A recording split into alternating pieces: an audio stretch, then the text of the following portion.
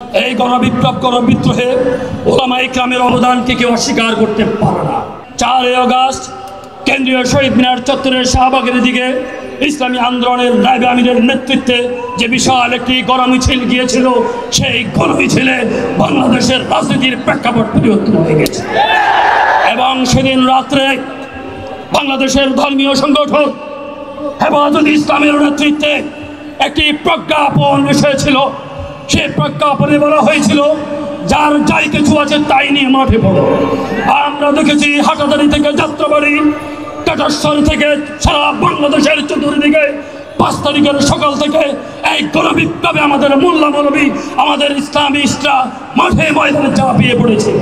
ঠিক তেমনিভাবে গত নভেম্বর এই আমাদের বন্যায় বাংলাদেশের সকল মাদ্রাসা, মসজিদ, ইমাম, এদেশের খতিব, এদেশের মাদ্রাসার শিক্ষক মহোদয়, এদেশের রাজনৈতিক যতগুলি প্রতিষ্ঠান ছিল, কওমি মাদ্রাসার যতগুলি সংগঠন ছিল, হেফাজতে ইসলাম, ইসলামী আন্দোলন বাংলাদেশ, বাংলাদেশ খেলাফত মজলিস, খেলাফত আন্দোলন, ইসলামী ঐক্যজোট, জমিয়ত উলামা ইসলাম সহ সকল রাজনৈতিক দল মতের মানুষ উদারভাবে আমাদের ফেনী, নোয়াখালী, লক্ষ্মীপুরে তারা ধারাবাহিকভাবে উত্তর অভিযান, ত্রাণ কার্যক্রম সহ পুনর্বাসনে তারা তাদের বুক আগলিয়ে দিয়েছে।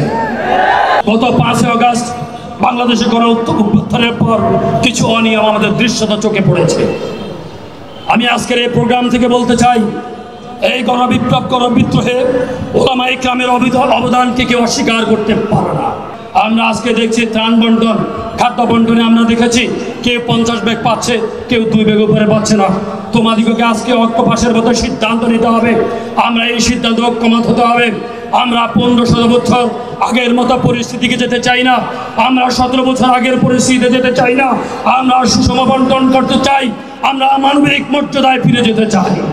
আমরা যেমন করোনাকালে দেখেছি গরিব দুঃখী মেহনতি সকল শ্রমিক একসাথে শুয়েছে, এবার বন্যা কবলিত সময়ে আমরা দেখেছি ফকির, মিসকিন, দরবেশ, বিত্তবান, সৎবান সকলে একসাথে শুয়েছে। আমরা দেখেছি না?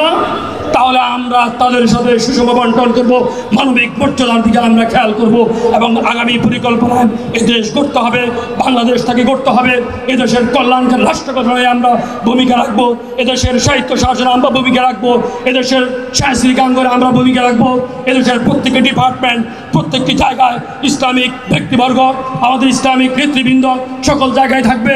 আমরা কোথাও দুর্নীতি, কোথাও দুর্বৃত্তায়ন হতে দিতে পারি না।